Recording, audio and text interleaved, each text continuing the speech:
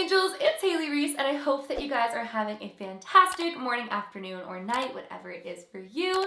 I think your day is about to get a whole lot better because I am joined with Lana, my friend and medium, and she is just absolutely incredible.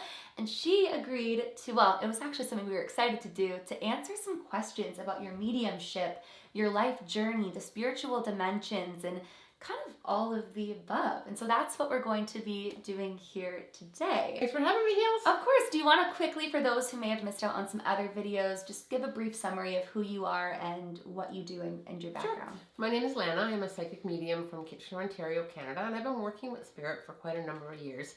And my favorite part of my mediumship is my dead folk. I love working with the dead folk. I also work in many other different spirit dimensions with the angels and guides and higher ascended masters and kind of the whole spirit dimension. So I kind of go where I need to go when it comes to spirits. Yeah, she's incredible. And what was so crazy too is when I first met Lana, she did a reading for me and she had no idea who I was, what I did, anything about me.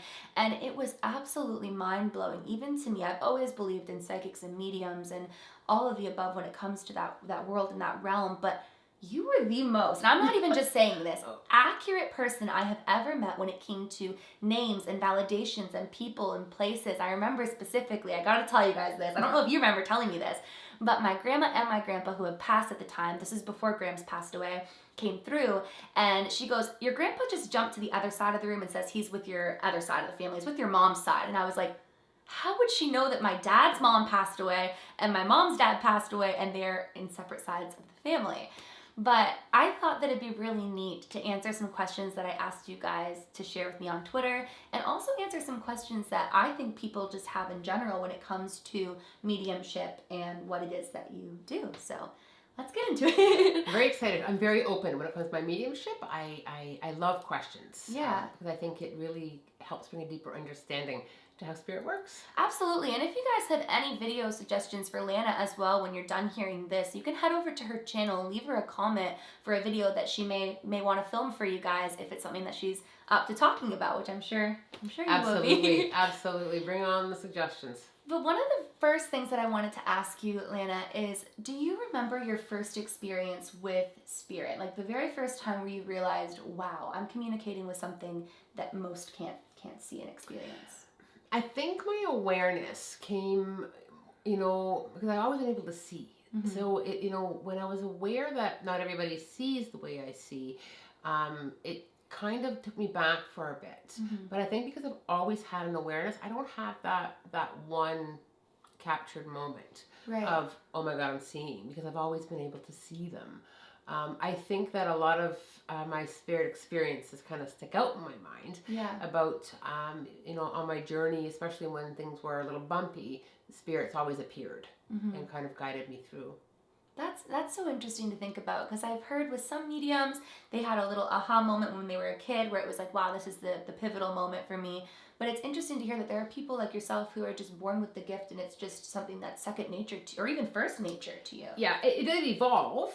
How I work now is very different than how I worked in my teens or my 20s or even my 30s with spirit. How I work now is very different. So it does evolve, and it's been evolving. And there were times in my life where I wasn't always giving readings or connecting the way I do, but I was very, very much connected. But I would have had to say after experiencing my own death, and I think when things kind of really opened up, and being able to see the dimensions, when you kind of look to your left and you can see a highway of spirit, I think that was a very huge moment where I was like, oh my goodness, it was just profound to be able to see those dimensions the way I see them. And to know that they truly exist, because even though you did have that experience where you passed and went up into the higher dimension, you could maybe take from that there's just that said one dimension, but to come down and be able to see that there are multiple dimensions where many beings exist, it's fascinating to hear about absolutely. That. And I do believe very strongly that there are even more dimensions than I have access to. Right. Because spirit's been gradually showing me more and more over the years. Like for a long time, it was just the dead folk, me and my dead people. Yeah. And as I've grown and trusted and developed and spent more time understanding spirit, the angelic realms have just been huge. And being able to work with animals and do animal communication, things just continue to evolve. Right. But the first time I ever heard an animal Hailey speak, I thought, this is when they're coming for me. Oh my goodness. This is when they're coming. This is when the white room, the padded room they're is taking coming. you. Now They're taking me. So it was, that was pretty huge, because all of a sudden, and I've always connected to animals. I've always loved animals. I grew up around animals on a little farm, and I've always loved animals. And then literally it was one day, the animal spoke, and I was like, pardon? And I started working with animals at an incredible level, being able to hear their voices and their thoughts, and I actually wrote my own animal communication program. It took me a little over a year, but I never in a million years. And there was that moment I thought, oh my gosh, this is it. Yeah. Right? So that's so fascinating that that's something that she's able to do too, you guys, is as she mentioned, she can actually hear and communicate with animals. Like she does healing with horses, and even when she came to my home, one of the first things she said about Blue was, oh, she knows she's a baby, and you've never met Blue, and that is just so her personality. She knows she's the baby of the house, and it's fascinating for people, especially who connect with their animals, and maybe sometimes are told by society, oh, it's just an animal. No, these are spiritual beings. And animals come through in readings too, like animals, because they had a soul, right? So they do come in readings all the time. But I think that was probably one of those moments where I was like, this is it. Because I have had a few moments where I thought, okay, they're coming for me. Yeah. I know it, but no.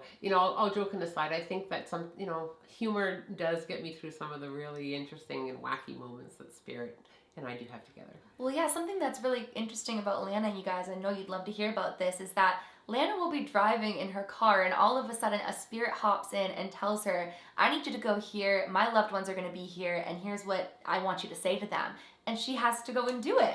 It happens all the time, and it slowed down a bit with the pandemic because I wasn't driving as much. But yeah, if I'm going to go and do a big platform event where there's going to be like an audience of people, dead people hop in. They often tell me what to bring to the event. My wife's going to be there. Can you grab this flower for me? Oh, it gives me chills. Yeah, I've had children who have passed say, can you stop and get this for my brother? And, it's just profound. They do hop in the car a lot. Yeah. And with the pandemic, I haven't been getting out as much. But whenever I do, Spirit utilizes that time and says, can you go and run an errand or two for me? Yeah. And, I'm like, oh. but I do. And it's always just so incredible. I know that, somebody out there is going to get an incredible message. Yeah. Well, that leads me into a question that I have for you. Have you ever had specific experiences where Spirit may have told you to communicate with somebody who may have been a skeptic or maybe didn't necessarily believe in mediumship? And were you nervous to go into sharing that message with them? So I do. I have a very interesting concept with skeptics. I think that to some degree it's good to be a skeptic, because I think seeing a medium, there should be evidential mediumship, but not closed. Right. There's a difference. There's a bit of a difference. I do get my fair share of skeptics, and it's their experience, not mine, is kind of how I look at it. But Spirit does not send me to someone who is going to be nasty to me, or who doesn't want to hear from their loved one.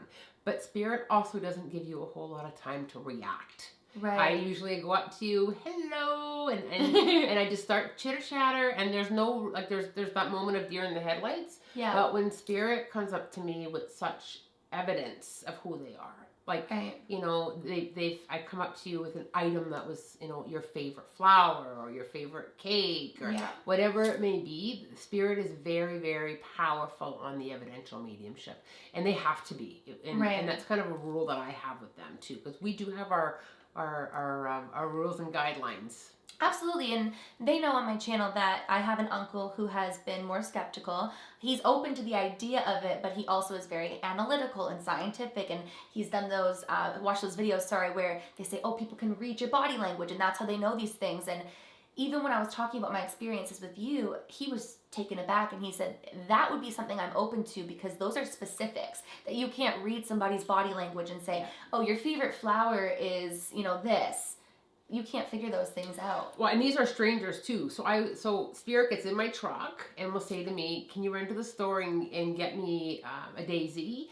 So I go in not knowing where I'm going, and then Spirit will say, can you go to this next store and just walk across the parking lot? So here I am, carrying my little daisy, not knowing where I'm going, and then somebody usually collides with, like, it comes in my awareness.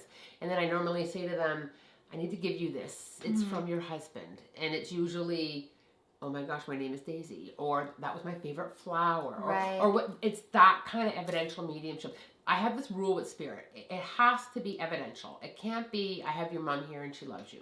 It has to be, you have to give it to me. And that's kind of how we work together. So I agree to drive the truck, but they do their part. They have to give me the evidential mediumship. Absolutely. Because it's so important. I think that it's just so important that Spirit, lets you know that they're around, and here's how they know, right? Absolutely, yeah. Have you ever had an experience that made you slightly afraid? Like, I've never heard of any experiences, but did you ever have an encounter with maybe a negative spirit or an entity or anything of that sort No, I wouldn't say negative. I'll tell you why. I had to, to communicate with a few, or have some paranormal activity with a few. Yeah. Yeah. However, I only work in the light, and I stand in the power of a lot of protection. And I only work in the light. So if I have to deal with those kinds of, I call it shenanigans, because sometimes Spirit activity, sometimes it's not what we think it is either. Right. So, but I walk only in the light, and I've never felt fear from people who have passed or any kind of entity or energy. But I do have extremely tight spiritual practices to keep me protected as well. Right. A question that I was thinking about this the other day, and I purposely saved it for this video. And I told my mom, she said, oh my gosh, I wonder that too. Okay. So speaking of, like, let's say, I'll use my grandma as an example. Okay. My grandma's passed away, and when you saw my grams dancing with my grandpa, you said they were much younger, like maybe 40s and whatnot. Now, when we pass away, we've had previous lifetimes, right? Yep. So she wouldn't be identifying as Candace in the spirit dimension, because I'm sure in previous lifetimes she's had different names. So is she just showing herself to you as her physical form of Candace because that's what you resonate with? And if so, how do we choose, I hope this is making sense, like our outer shells when we are in the spirit dimension, and do we have different names? Oh, I love this question. Oh, I love it so much. So, number one, when they come to me, and you're right, because the soul does have a few lifetimes, 100% right. But she comes to you with how you knew her. Right. So with her name, with how she passed, with things that were important to her, places, dates, that kind of thing. Right. But when we're over in the spirit dimension, we don't have a body. Mm-hmm. But when they come through, and it changes all the time, you guys, on how I see them. Sometimes I just know, sometimes I see them. Yeah. Right? So if I see her, it's how you would have known her. So she's going to give me that information. Because, was dancing together something that they did? I don't remember. Sorry. Yes, it was. Okay. So if I see them dancing, they're going to show me a younger time in their life. Because they're no longer old or sick or whatever that they were going through at the time of their passing.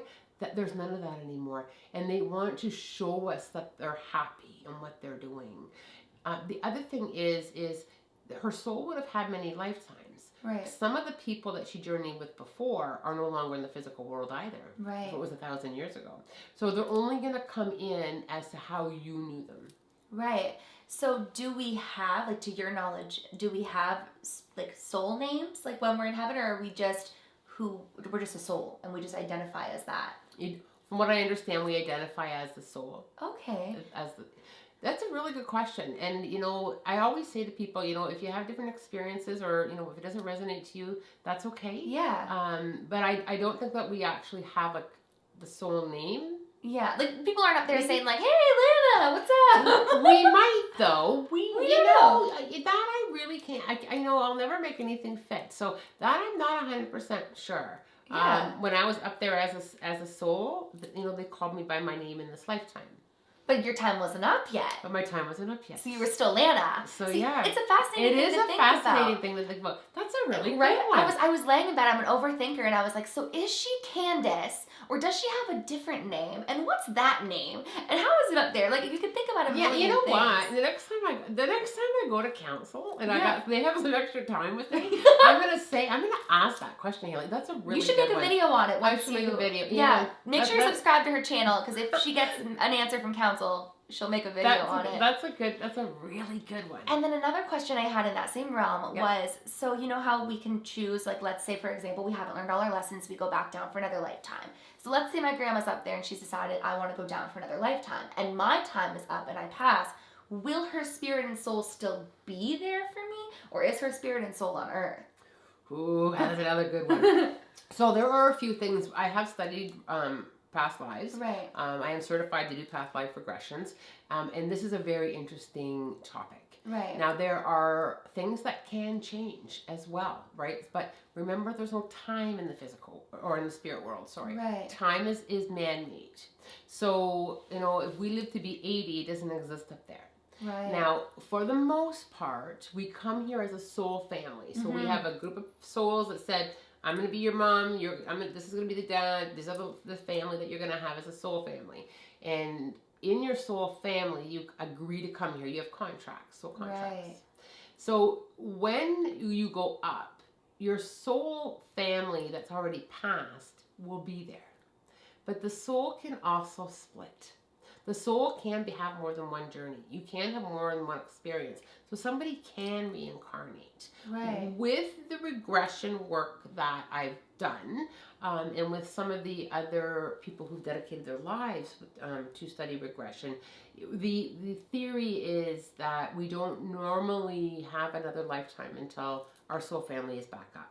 That's fascinating. But there are exceptions. So you can say, you know what? I'll be here by the time you come back. I'm gonna go.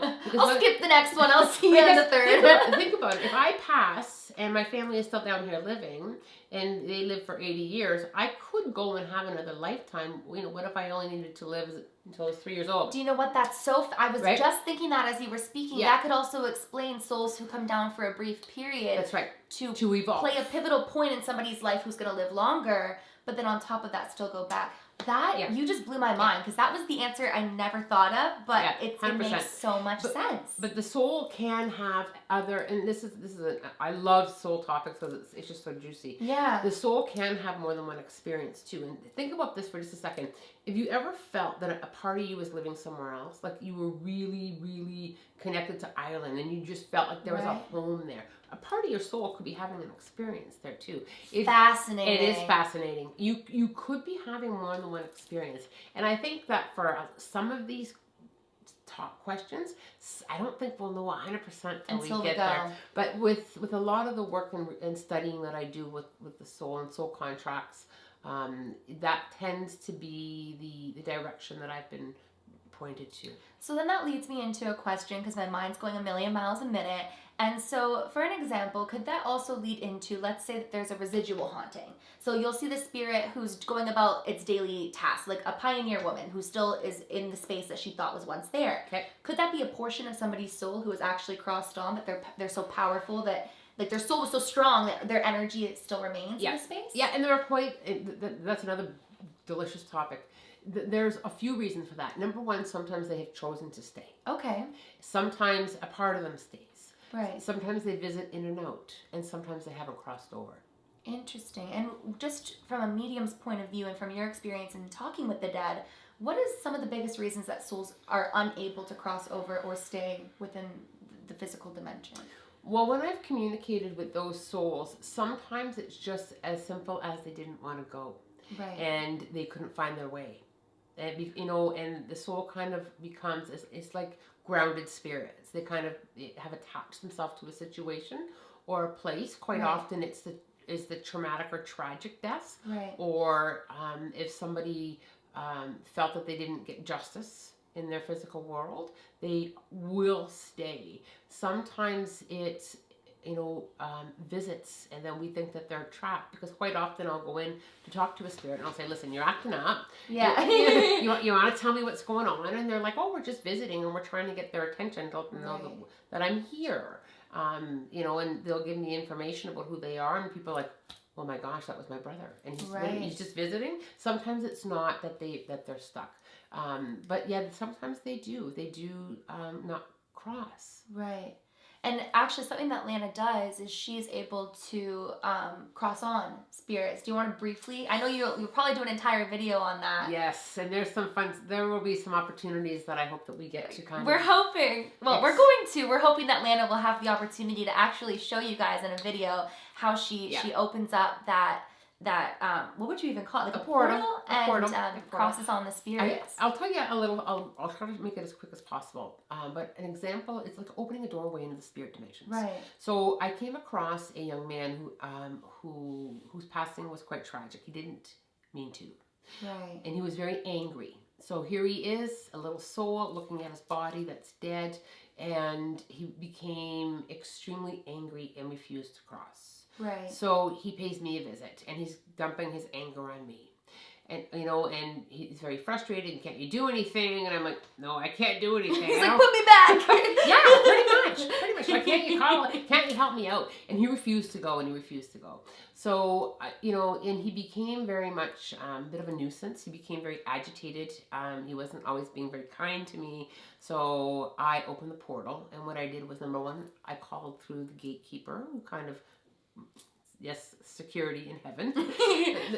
But what I did is I asked the gatekeeper to go and get someone that was very dear to this young man's heart, and he went and got his deceased grandfather.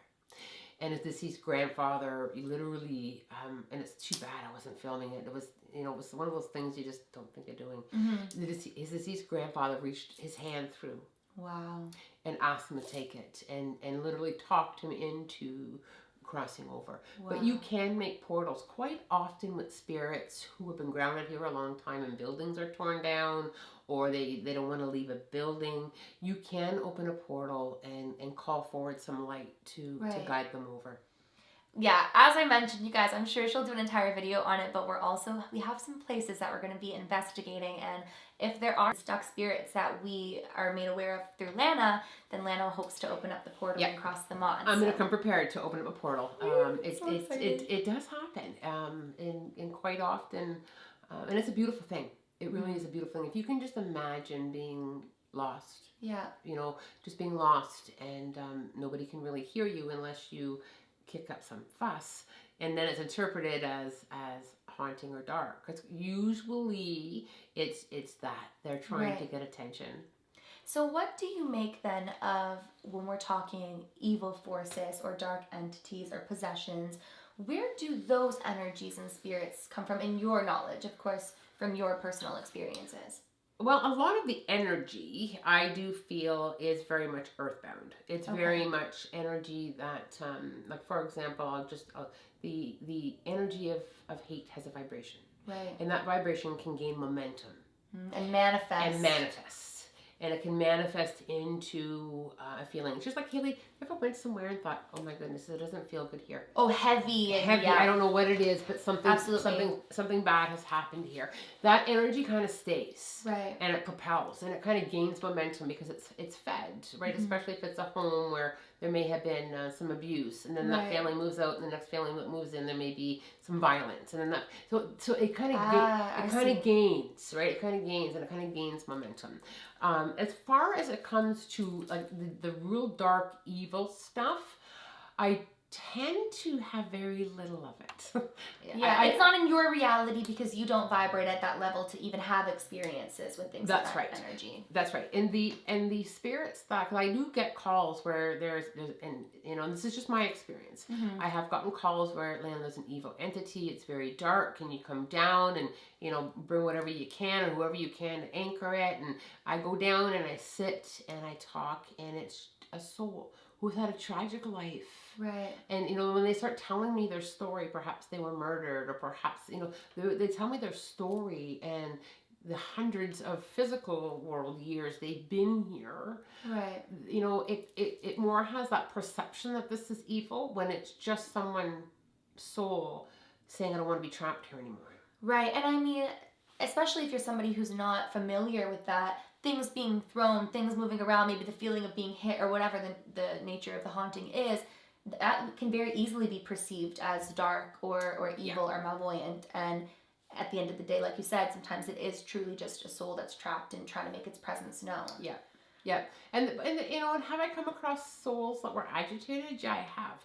And, you know, angry? Yeah, I have. Nasty and arguing with me? Yeah, I have. but I find that because I walk with so much light, right. I find that they kind of lighten up a little bit and tell me their story. And quite often that's exactly what they want, is to be, they want it to be heard. Like, they want the truth known. Because sometimes, you know, if I whisper in your ear and you tell somebody and the story comes back around and it's like nowhere near, quite often that's what spirit as well. So, you know, if there's a story, let's say 200 years ago, there was a murder here, and by now the story's gotten quite stretched. Spirit quite often wants truth. And you know what's interesting that she's talking about this is there's a location that I went to a few years ago, you guys may have seen the video, where we went to Screaming Tunnel in Niagara Falls, and the story behind that has often had different versions of it as well, but the main story is there's a little girl who was burned or caught on fire and went into the tunnel and passed. And it would be so fascinating. We've been talking about bringing Lana there to see what the true story behind said haunting is. Because, like you said, maybe there's a child there, or maybe it's not even a child spirit who wants the truth to be told, as there's been many versions of the story. Yeah, because quite often they do want the truth to be told. I would. Yeah. If I passed on and over the years kids were coming or people were coming to investigate my haunted space and they're not even right about my story, I think the vain part of me would be like, nah, get that right. No, I did not. That's not what happened. Like, you want truth, and I think especially when you're more, not all knowing, but when you're out of this earthly shell and you suddenly have a new perspective, you want your legacy to be told right. I would 100%. assume. I would agree. And I think I'd want the same too. Yeah. You know, but usually when I sit down with any kind of paranormal activity, usually, you know, there's a story. There's another side. There's your side, physical world side, and then there's spirit side. You know, so it is amazing to be the translator. So if someone listening right now maybe new to all of this and wants to connect to their angels or connect to their higher self, how would you advise them to start out with something like that? You've got to start quieting your mind a little bit. So I always say to everybody, you have a dial right here. Just kind of turn your dial, turn the volume down. A little bit of meditation. Right. And people always go, oh, I don't want to meditate. And I'll say, go for a walk and listen to the birds. That's meditation. Right. Sit and just breathe outside on your porch, quieting your mind a little bit. Right. And just getting used to not having 2,000 thoughts in there. Because you can't hear the angels if you got monkey brain going on. It's my problem. It's, you know, so, you know, and it does take a little bit of time and a little bit of practice. You know, but then you have to start asking. And that is a big thing for humans. I don't know why we struggle with asking for help. And simply saying, you know, I'm calling forward my angels or an angel or anybody with some help that can help me to come forward and sit with me and give me some guidance. Now, here's the trick. You've got to be open to receive it. You've got to watch for the signs. You've got to kind of keep your eyes and heart open, and you've got to trust. Big one. Big one. What are some signs in your experience that angels tend to give, especially in the early stages of somebody trying to connect? Repeat numbers is a big one. The 111, 222, 3, the angelic number realms for sure. The angels and guides tend to really pull at our own intuition. Right. They kind of send us those messages and you kind of feel it in your gut. And when you ask for advice, you feel it back in your gut. Little white feathers quite often with the angelic realms as well.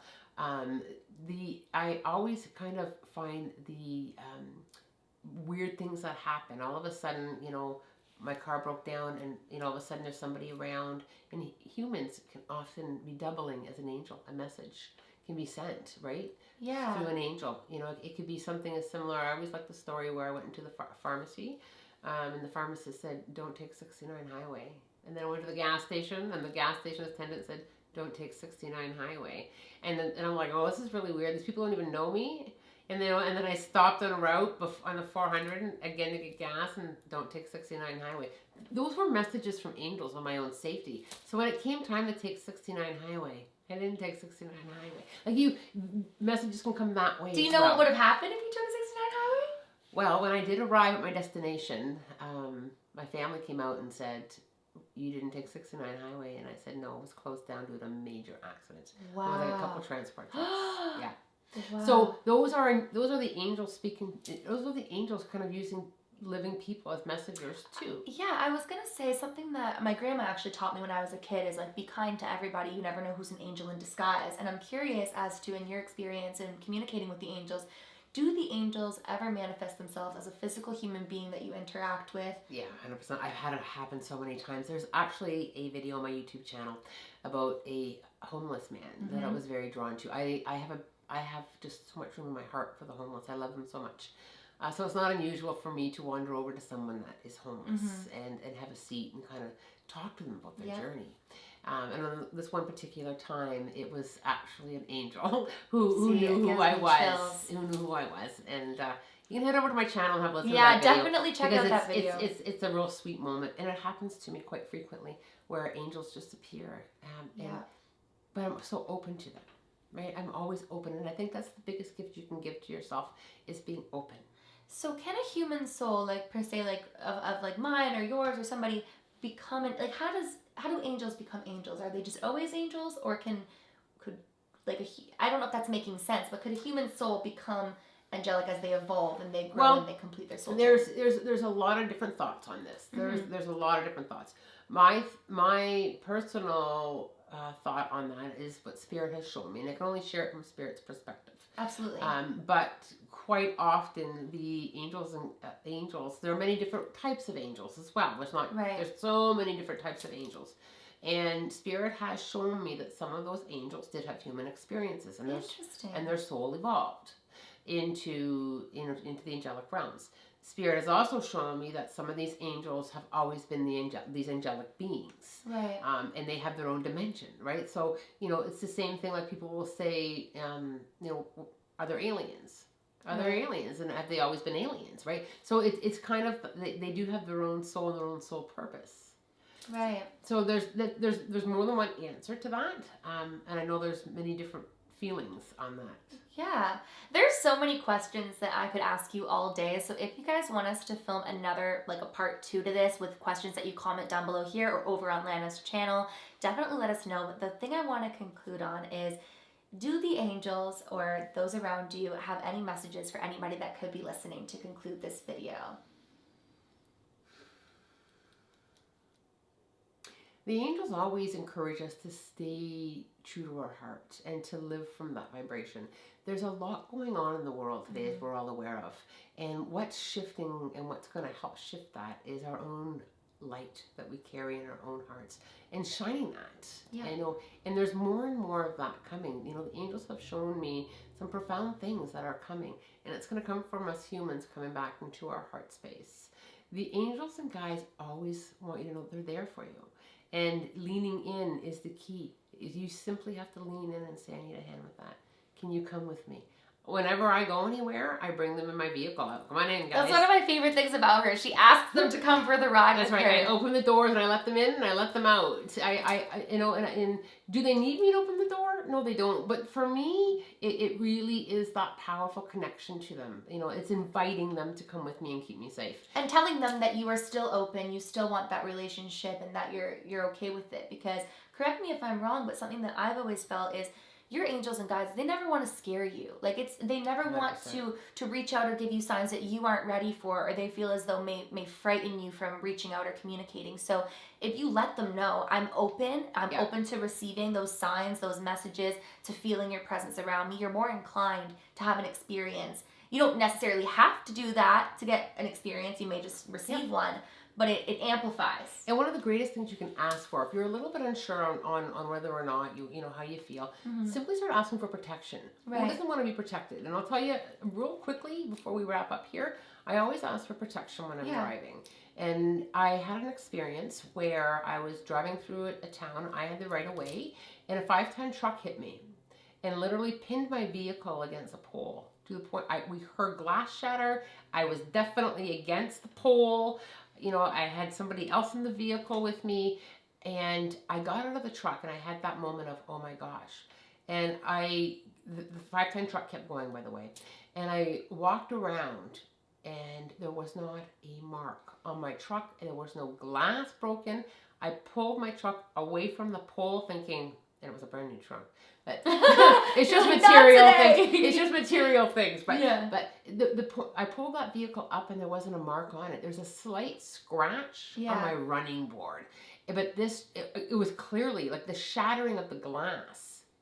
Like you heard that. Oh yeah, we heard the glass shatter. We heard that smash. Wow. And I was hit driver's side. Not a mark on that truck. And that is protection. I protect my vehicle everywhere I go. Hop in. What do you really like, there's nothing really harmful and kind of just asking for safety and protection. Yeah. Start there. Start there and kind of grow your relationship with them. Like you got new friends. You would absolutely be surprised how powerful we are as human beings. And, it's interesting because I've always known these things, but in talking with you and learning so much more, it's so incredible to remind ourselves, like, you are way more powerful than your earthly mind allows you to believe. And if you break that mold of sticking in, it's silly to ask your angels to get in the car, or really, what can I do asking to protect myself? But then you hear stories like that and it gives you goosebumps. Like I was telling Lana as well, when my grandma was sick, I was watching the movie Breakthrough, and it's based on a true story where he was under the ice for longer than they even thought was humanly possible, and he came through because it wasn't his time, and they were surrounding him with light and love and healing energy. Yeah. So miracles do happen. Miracles happen, and we are superheroes with light. We are all light workers. We came here, connected and plugged in. We came here as little beings, and just think of a baby. When you think of a baby, how connected they are. Little kids are so connected. They know certain things. We all know certain things.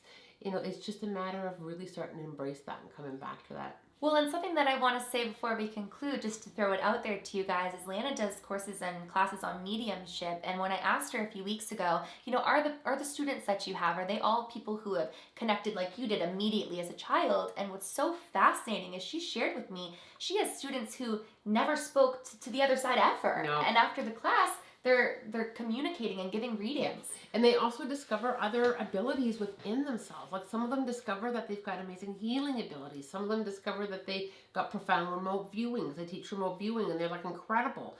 We all have gifts within us. And the mentoring programs that I offer kind of crack open what's already in there. Because it's already in each and every one of us. Different? Yes. In there? Absolutely. And I'll have a link not only to Lana's YouTube channel where you can check out elaborations of all of these stories she's been sharing, but I'll also have a link to her website where you guys can book either a reading, or if you guys are interested in maybe looking into the different mentorship classes that she provides and whatnot, definitely check it out, because it's incredible the energy that you have, and even not just like here filming, but in our day-to-day lives. And I think that you guys would be lucky to work with someone like Lana. So I'm going to conclude this here because we could talk all day and this video will be 7 hours long. One thing that I am going to be showing Lana in the coming days is how she can go live on her YouTube channel as well. Yes. So not only subscribe to Lana, but turn on your notifications that if Lana does go live, you can join in on that live, maybe have a chance to have a family member or a loved one come through and give you a message and just hear Lana live and ask your questions live. But as I mentioned, we are going to be going out and doing some really exciting investigations at some haunted locations. And if you guys want to ask Lana more questions or us to do another video or anything of that nature, don't hesitate to comment both here and on Lana's channel and reach out. I'm sure she'll love reading your guys' experiences, questions, comments, and video ideas. Absolutely, because we all journey together, so far away. That's one of my favorite things she always says, is we all journey together, and it's so true and it's so brilliant. No matter where you guys live, Lana offers her services over Zoom, so it doesn't matter where you guys live. If you're not from Canada, wherever you are, reach out and see if you could book a slot, because it was truly life-changing for even Tyler. When I had my reading with you and his uncle came through, she said things that nobody could have known. Like, I'm telling you, like, it gives me goosebumps to this day. And I know Lana, and every time I think about the stories and experiences, it blows my mind. So make sure you guys ask her for any stories you want to hear of hers. And thank you so much for joining me. Thank you, Miss Hailey. This is just the first of many. As I mentioned, we wanted to share with you guys who Lana is, kind of give you a backstory so that when we go out to these places, you have a better idea of who she is, what she does, and how she's able to see and communicate the way that she does in those videos. Some exciting times coming. So thank you guys so much for watching today's video. I hope that you guys really enjoyed it and you're excited to see more of us together. Make sure you subscribe to both my channel and Lana's channel. Let us know what you want to see, and we will see you guys in an upcoming video. Bye guys!